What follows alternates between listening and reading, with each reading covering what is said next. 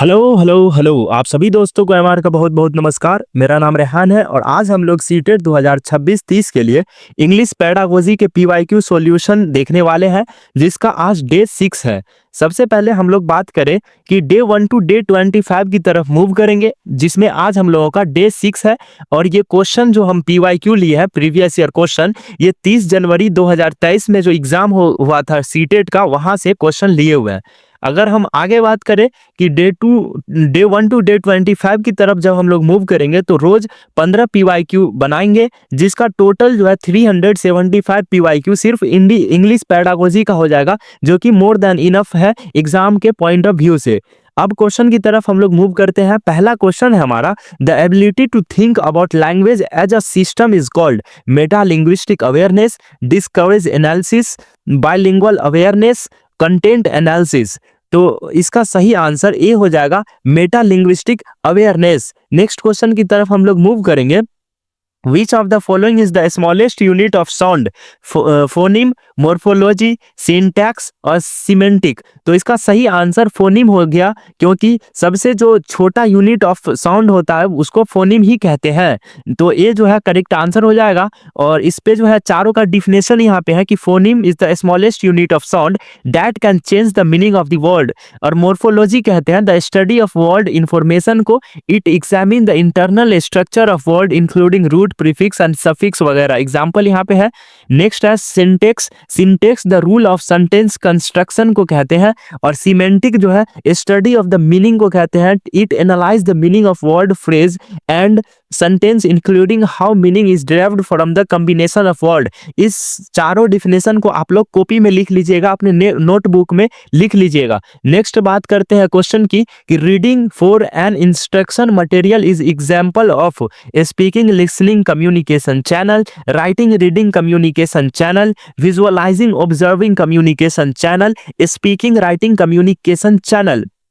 Reading for an instruction, कोई instruction material दिया गया है, उसको रीड करना है, तो पहले राइटिंग और फिर रीडिंग का बात यहाँ पे हुआ है, क्योंकि इंस्ट्रक्शन मटेरियल रीडिंग फॉर्म में है, फिर उसको रीड करना है, इसीलिए बी जो है वो सही हो जाएगा, reading writing communication channel. Next question की तरफ हम लोग मूव करेंगे कि the example of asynchronous learning is instant chat, video conferencing, text book. Asynchronous learning हम लोग उसको कहते हैं जब कोई आदमी अकेले में पढ़ रहा हो, अकेले में जो है अपना स्टडी कर रहा हो, बिना किसी रियल टाइम इंटरेक्शन के किसी दूसरे पीपुल के।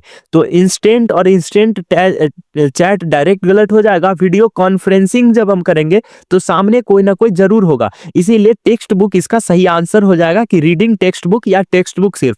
चलिए नेक्स्ट, अगर असिंक्रोनस लर्निंग की हम लोग बात करें डिफिनेशन की, तो a method of education where student and instructor engage with course material at different time rather than in a live real time setting.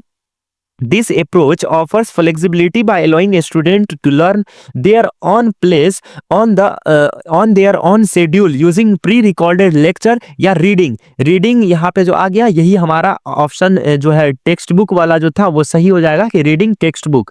Next question की तरफ हम लोग मूव कर रहे हैं।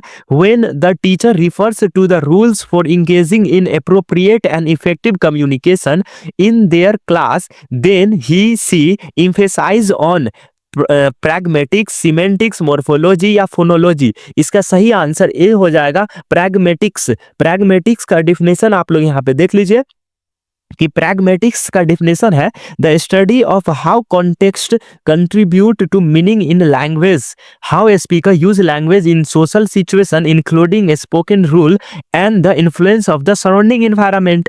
और दूसरा है कि फोनोलॉजी का डिफिनेशन कि the study of sound pattern of a language. चलिए नेक्स्ट क्वेश्चन की तरफ हम लोग मूव करेंगे। ये जो भी नोट्स वगैरह है, अगर आप लिखना चाहते हैं तो वीडियो को पॉज करके लिख लिया कीजिएगा, ये बहुत काम आएगा। When around 2 months babies being to make vowel like noise is called, cooing कहते हैं इसको, या बैबलिंग कहते हैं, क्राइंग कहते हैं, या फिर टॉकिंग कहते हैं। तो इसको कोइंग कहते हैं। जब 2 मंथ का बेबी जो है, बच्चा जो है कुछ कुछ बोलता है तो नॉइज करता है रोने जैसा, तो उसको कोइंग कहते हैं हम लोग, इसीलिए बी जो है सही आंसर हो जाएगा। नेक्स्ट क्वेश्चन की तरफ हम लोग मूव करेंगे। A contrast between performance and competence was established by Noam Chomsky, Ferdinand Edward या फिर लियोनार्ड। तो किसके द्वारा किया गया था? तो नोम चॉम्स्की इसका सही आंसर हो जाएगा, ऑप्शन ए जो है नोम चॉम्स्की। नेक्स्ट क्वेश्चन की तरफ हम लोग मूव करेंगे। Expressive language skill development channel is listening speaking, reading writing, listening reading या स्पीकिंग राइटिंग। जब एक्सप्रेसिव की बात करती है तो एक्सप्रेसिव का मतलब होता है एक्टिव या फिर प्रोडक्टिव जिसको कह सकते हैं। तो प्रोडक्टिव में आ जाएगा जो हम लोग जैसे कि राइटिंग और स्पीकिंग आ जाएगा, क्योंकि बोलना जब हम बोलते हैं या फिर लिखते हैं तो हम अपने दिमाग का यूज करते हैं। जब हम दिमाग का यूज कर रहे हो तो उसको हम स्पीकिंग और राइटिंग को प्रोडक्टिव स्किल कहते हैं या फिर एक्सप्रेसिव लैंग्वेज स्किल कहते हैं। इसीलिए डी जो है सही आंसर हो जाएगा। यहीं पे अगर रिसेप्टिव पूछता तो फिर हो जाता लिसनिंग और रीडिंग। लिसनिंग और रीडिंग तब हो जाता जब हम जो है पैसिव लैंग्वेज स्किल की बात करते हैं। नेक्स्ट क्वेश्चन की बात हम लोग करेंगे। स्कैनिंग और text is useful for development the language skill, listening, speaking, reading या फिर राइटिंग। जब स्कैनिंग की बात करेंगे, स्कीमिंग की बात करेंगे तो हम लोग रीडिंग के अंतर्गत लाएंगे इसको, क्योंकि रीडिंग का ही पार्ट है स्कैनिंग, स्कीमिंग वगैरह। रीडिंग स्कैनिंग जो है वो एक स्किल है जो रीडिंग स्किल के अंतर्गत आता है, इसीलिए सी जो है सही आंसर हो जाएगा। नेक्स्ट क्वेश्चन की तरफ हम लोग मूव करेंगे। Speaking employees the sequence content expression, expression content, expression thought, expression communication. इसका कंटेंट एक्सप्रेशन जो है वो सही आंसर हो जाएगा, ऑप्शन नंबर ए। चलिए नेक्स्ट क्वेश्चन की तरफ हम लोग मूव करेंगे। Which of the following is considered as the decoder? कह रहा है कि कौन सा कंसीडर किया जा सकता है डिकोडर के रूप में, सेंडर, सिग्नल, चैनल या रिसीवर। तो इसका सही आंसर जो हो जाएगा वो रिसीवर होगा, क्योंकि जब रिसीवर किसी मैसेज को रिसीव करेगा तो उसको डिकोड करेगा, इसीलिए रिसीवर को डिकोडर कहेंगे। और जो मैसेज को इनिशिएट करेगा, जो मैसेज को लिखेगा, उसको हम लोग सेंडर कह देंगे। नेक्स्ट क्वेश्चन की तरफ हम लोग मूव करेंगे कि the letter in a word, the word in a line and the line in a page should not be crowded too closely together. This indicate simplicity in handwriting, uniformity in handwriting, spacing in handwriting, beauty in handwriting. कह रहा है कि एक page में line और line में word और word में लेटर को जगह दे करके लिखना चाहिए। तो यहाँ पे जब स्पेस की बात की जा रही है तो स्पेसिंग इन हैंड राइटिंग सही हो जाएगा, सी वाला जो है हमारा सही हो जाएगा कि spacing in handwriting. Next question की तरफ हम लोग मूव करेंगे। Next question, which one of the following is not correct about the role of English language in India? Not correct पूछ रहा है यहाँ पे। तो English has been the associate official language of the country, ये तो सही बात है। English is a language of court, ये भी सही है। English is a window to modern world, ये भी सही है। English is a source of Indian language, बिल्कुल नहीं, इंडियन लैंग्वेज का सोर्स नहीं है इंग्लिश। इंग्लिश जो है यूरोपियन वगैरह लैंग्वेज आया है, ब्रिटिश वगैरह लेके आए थे इनको, तो ये इंडियन सोर्स नहीं है इंग्लिश। इसीलिए डी जो है वो सही हो जाएगा, क्योंकि यहाँ पे नॉट करेक्ट पूछ रहा था about role of Indian language English के बारे में।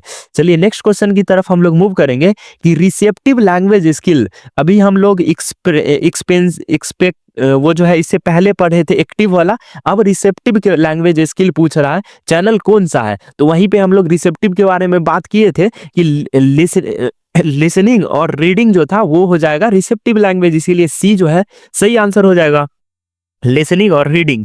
क्योंकि जब हम लिसनिंग करते हैं, कोई बात को बोल रहा हो हम सुनते हैं, या फिर कोई पहले से लिखा हुआ हो और उसको जब हम पढ़ते हैं तो इसमें हमारा दिमाग नहीं लगता, बस हम पढ़ते जाते हैं, इसीलिए इसको रिसेप्टिव लैंग्वेज स्किल या फिर पैसिव भी बोलते हैं। चलिए नेक्स्ट क्वेश्चन की तरफ मूव करेंगे। The concept of LAD language acquisition device is directly associated with Skinner, पियाजे, चॉम्स्की या फिर वाइगोट्स्की। तो ये नोम चॉम्स्की जो है वो लैंग्वेज एक्विजिशन डिवाइस दिए थे, और यूनिवर्सल ग्रामर भी जो है नोम चॉम्स्की ही दिए थे, इसीलिए बी जो है सही आंसर हो जाएगा। इसी के साथ हमारा आज का 15 क्वेश्चन इंग्लिश पेडागोजी का कंप्लीट हो चुका है। अगर आपको ये सीरीज पसंद आ रहा है तो लाइक कीजिए, चैनल को सब्सक्राइब कीजिए, अपने दोस्त को शेयर भी कर सकते हैं सीरीज को।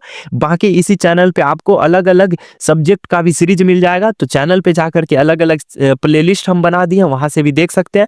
इस वीडियो में इतना ही बात करेंगे। वीडियो पसंद आ रहा है तो वीडियो को लाइक कीजिए, चैनल को सब्सक्राइब कीजिए। मिलता है नेक्स्ट वीडियो में, तब तक के लिए ओके बाय, जय हिंद।